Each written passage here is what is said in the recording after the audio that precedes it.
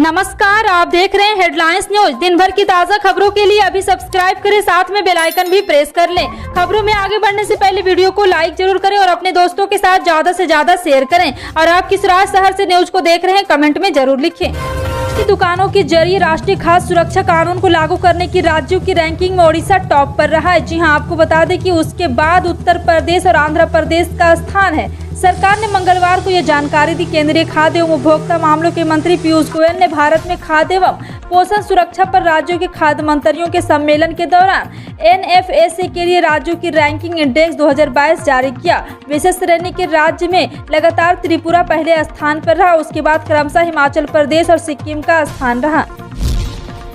केंद्र सरकार ने कुछ आदेशों के खिलाफ ट्विटर ने कर्नाटक हाईकोर्ट का दरवाजा खटखटाया है। कंपनी ने कंटेंट का दरवाजा खटखटाते हुए कंटेंट को लेकर सरकार के कुछ आदेशों को वापस लेने की मांग उठाई है। न्यूज एजेंसी रॉयटर्स के मुताबिक सूत्रों ने कहा है कि ट्विटर ने अधिकारियों की ओर से सत्ता का दुरुपयोग बताते हुए कानूनी तौर पर चुनौती दी है। इससे पहले भी सोमवार को सूत्रों ने बताया था कि ट्विटर ने इलेक्ट्रॉनिक्स एवं IT मंत्रालय द्वारा 27 जून को जारी अंतिम नोटिस का अनुपालन पूरा कर लिया है। मंत्रालय ने ट्विटर के लिए इसकी समय सीमा 4 जुलाई तय की थी। उत्तर प्रदेश के मदरसों में पढ़ने वालों छात्रों के लिए अच्छी खबर है। जी हां, आपको बता दें कि यहां पर अब मोबाइल ऐप भी पढ़ाई की जाएगी। इसके लिए मदरसा ई-लर्निंग ऐप लॉन्च कर दिया गया है। इससे कैंडिडेट पढ़ाई के ट्रेडिशनल तरीके के अलावा मोबाइल एप्लीकेशन की सहायता से भी अपनी पढ़ाई जारी रख सकेंगे। इस मोबाइल एप्लीकेशन का लोकार्पण अल्पसंख्यक कल्याण मंत्री धर्मपाल सिंह द्वारा किया गया है। इस ऐप का उद्देश्य बच्चों को पढ़ाई के लिए सुविधा उपलब्ध कराने के साथ ही हर किसी को विकास की मुख्य धारा से जोड़ना भी है, खासकर उन्हें दो अपराभ्रष्ट है।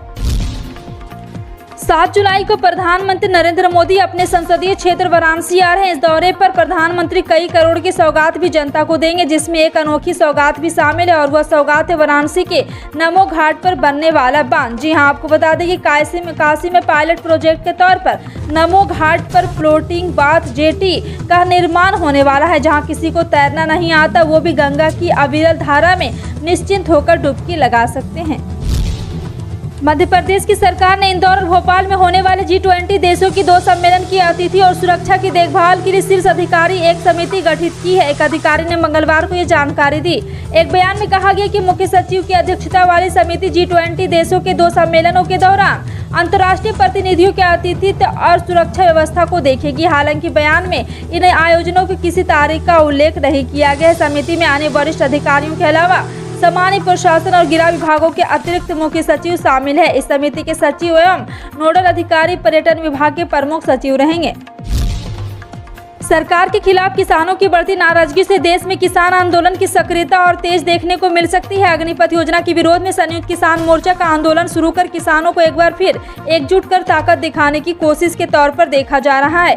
आपको बता दें कि संगठन ने आंदोलन सिर्फ अग्निपथ के विरोध तक ही सीमित नहीं किया, बल्कि न्यूनतम समर्थन मूल्य की कानूनी गारंटी, लखीमपुर खीरी कांड के आरोपी के केंद्रीय मंत्री पिता के खिलाफ कार्रवाई समेत अन्य मांगों को भी जोड़ा है।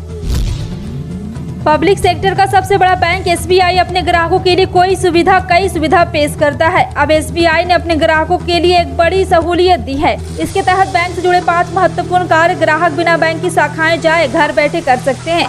SBI खाता धारकों को ये 5 काम छुट्टियों के दिन भी करने की सुविधा होगी। बैंक की ओर से यह जानकारी ट्विटर के माध्यम से दी गई है। बैंक अपने हैंडल पर 2 टोल फ्री नंबरों को शेयर किया और कहा है कि SBI के ग्राहक टोल फ्री नंबर पर कॉल करके अपने 5 जरूरी बैंकिंग कार्य को पूरा कर सकते हैं। महंगाई में वृद्धि के कारण जुलाई में सरकारी कर्मचारियों के महंगाई भत्ते में बढ़ोतरी होने की संभावना है। 7वें वेतन आयोग के तहत केंद्र सरकार अगर AIPCI इंडेक्स के आंकड़े के आधार पर महंगाई दरें बढ़ोतरी करे तो 5% DA और बढ़ सकता है। खुदरा मुद्रास्फीति के आंकड़ों की माने तो DA और DR को आमतौर पर जनवरी और जुलाई में साल में 2 बार संशोधित किया जाता है। ऐसे में उच्च महंगाई दर अपने वेतन में बढ़ोतरी ला सकता है। कर्मचारियों की सैलरी में बढ़ोतरी नए फॉर्मूले के तहत किया जाएगा, क्योंकि श्रम मंत्रालय की ओर से महंगाई भत्ता कैलकुलेट करने का फॉर्मूला बदल गया है। पहले 2006 बेस ईयर मानकर गणना की जाती थी और अब 2016 के अनुसार की गणना की जाती है। केंद्रीय इस्पात मंत्री RPC सिंह ने बीजेपी में शामिल होने के सवाल पर चुप्पी साध ली है। इस दौरान वो मीडिया के सवालों पर लगातार बचते नजर आए। RCP सिंह इस्तीफा दे रहे हैं या वे मंत्री बने रहेंगे, इस पर भी उन्हें चुप्पी साध ली है। दिल्ली में पत्रकारों ने केंद्रीय मंत्री आरसीपी सिंह से कई तरह के सवाल पूछे जाने पर लेकिन उन्होंने किसी भी सवाल का कोई जवाब नहीं दिया। हैदराबाद में बीजेपी नेताओं के साथ की तस्वीर, सच्चाई क्या है? 7 जुलाई को राज्यसभा का कार्यकाल खत्म हो रहा, क्या आप मंत्रिमंडल से इस्तीफा देंगे? जी हां, आपको बता दें कि कई सवाल किए गए लेकिन हल्की मुस्कान जरूर दिखी। कर्नाटक उच्च न्यायालय के न्यायाधीश की एचपी संदेशा ने सोमवार को आरोप लगाया कि भ्रष्टाचार निरोधक ब्यूरो के अतिरिक्त पुलिस महानिदेशक को फटकार लगाने पर उन्हें तबादला करने की धमकी दी गई। अब इस मामले में देश भर के लोगों से अलग अलग टिप्पणियां आने के बाद राहुल गांधी ने भी वीडियो शेयर करते हुए टिप्पणियां की। दरअसल जस्टिस संदेश ने बेंगलुरु के पूर्व शहरी तहसीलदार महेश पीएस की जमानत याचिका पर सुनवाई करते हुए टिप्पणी की थी।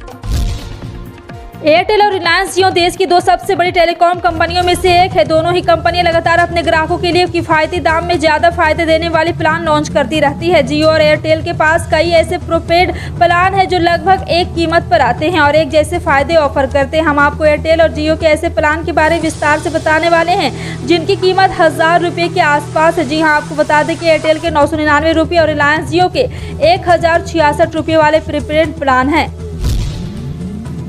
प्रधानमंत्री नरेंद्र मोदी लंबे समय बाद झारखंड जा रहे हैं। 12 जुलाई को पीएम नरेंद्र मोदी झारखंड के देवघर समेत पूरे संताल परगना को हजारों करोड़ की सौगात देने वाले हैं। वह देवघर में एयरपोर्ट और एम्स के 250 बेड के अस्पताल का उद्घाटन करेंगे। देवघर एयरपोर्ट का उद्घाटन होते ही यहां नियमित उड़ान सेवा शुरू हो जाएगी। लोगों के लिए देवघर आना जाना आसान हो जाएगा। प्रधानमंत्री देवघर में सबसे पहले बाबा बैद्यनाथ की विशेष पूजा अर्चना करेंगे। उसके बाद इंटरनेशनल एयरपोर्ट का उद्घाटन करेंगे। वहीं देवघर कॉलेज मैदान में जनसभा को भी संबोधित करेंगे। भारत की करेंसी रुपया अब तक के सबसे बुरे दौर से गुजर रही है। मंगलवार को एक बार फिर अमेरिकी डॉलर के मुकाबले रुपया ने अपने ऑल टाइम लेवल को टच किया है। यह कारोबार के दौरान 79.38 रुपये प्रति डॉलर के स्तर पर आ गया है। जी हां, आपको बता दें कि वहीं क्लोजिंग 42 पैसे गिरकर 79.37 रुपये प्रति डॉलर के स्तर पर पहुंच गया है। तमाम एक्सपर्ट को यह आशंका है कि रुपये की गिरावट अभी आगे भी जारी रहेगी। अब सवाल यह है कि रुपये की गिरावट का आप पर या देश की इकोनॉमी पर क्या क्या असर होगा। देश में कोरोना के बढ़ते मामले फिर से डराने लगे हैं। शहरों में मास्क की वापसी होने लगी है। तमिलनाडु की राजधानी चेन्नई में बढ़ते कोविड मामलों से निपटने के लिए मास्क पहनना अनिवार्य कर दिया गया है। ग्रेटर चेन्नई कॉर्पोरेशन द्वारा सोमवार को यह फैसला लिया गया है। इसके मुताबिक चेन्नई में मास्क पहनना यानी कि मंगलवार से लागू होगा। निगम ने कहा है कि उल्लंघन करने पर 500 रुपयों का जुर्माना भी देना होगा। इसके अलावा शॉपिंग मॉल, थिएटर और पूजा स्थलों का यह सुनिश्चित करने के लिए कहा गया है। झारखंड के स्कूल में धर्म के नाम पर प्रार्थना को जबरन बदले जाने के मामले ने तूल पकड़ लिया है। राज्य के शिक्षा मंत्री जगन्नाथ महतो ने इस पूरे मामले में हस्तक्षेप करते हुए उपायुक्त को कड़ी कार्रवाई करने का आदेश दिया। शिक्षा मंत्री ने साफ कहा है कि सरकारी स्कूलों में किसी भी तरह के बाहरी हस्तक्षेप को बर्दाश्त नहीं किया जाएगा। कुछ मीडिया रिपोर्ट के मुताबिक गढ़वा में स्थित मध्य विद्यालय कोरवा डी का यह मामला है। आरोप है कि यहाँ के प्रधानाध्यापक योगेश राम पर गाँव के लोगों ने दबाव बनाया कि वह स्कूल में बरसों से हो रही प्रार्थना को बदल दें। समाजवादी पार्टी के राष्ट्रीय अध्यक्ष अखिलेश यादव ने मंगलवार को योगी सरकार पर जमकर हमला बोला। अखिलेश ने कहा कि सरकार को अपनी बड़ी उपलब्धि बताती है तो उसे जातीय जनगणना करानी चाहिए। यूपी सरकार को कोई पर्दे के पीछे से चला रहा है। समाजवादी पार्टी के राष्ट्रीय अध्यक्ष अखिलेश यादव ने ये बातें पार्टी की सदस्यता अभियान की शुरुआत के दौरान कही। लखनऊ में पार्टी मुख्यालय पर नेताओं को सदस्यता दिलाते हुए अखिलेश यादव ने कहा, सरकार के 100 दिन की उपलब्धियां यह है कि उनके उप मुख्यमंत्री को ही नहीं पता उनके विभाग में तबादला हो गया। सरकार कोई पीछे से चला रहा है। पश्चिम बंगाल के राज्यपाल जगदीप धनखड़ राज्य की मुख्यमंत्री ममता बनर्जी पर जमकर बरसी। इंडिया टुडे कॉन्क्लेव ईस्ट 2022 से बोलते उन्होंने राज्य सरकार के साथ अपने रिश्तों को लेकर कई मुद्दों पर बात रखी। राज्यपाल जगदीप धनखड़ राज्य में लोकतांत्रिक हालातों पर चिंता जताते हुए कहा है कि पश्चिम बंगाल ज्वालामुखी पर बैठा है। बंगाल काफी क्रिटिकल स्टेज में है। यहाँ कोई डेमोक्रेसी नहीं है। बंगाल की जो हालत है तो वह अगर यहाँ पे जो करती है, राजनीति करनी है, अच्छी जिंदगी बितानी है तो एक ही रास्ता है, सत्ताधारी पार्टी के साथ आ जाओ। जी हाँ, आपको बता दें कि किसी भी प्रजा से और प्रजातांत्रिक व्यवस्था के लिए इससे बड़ा खतरा नहीं है। बंगाल में यह खतरा पराकाष्ठा पर है।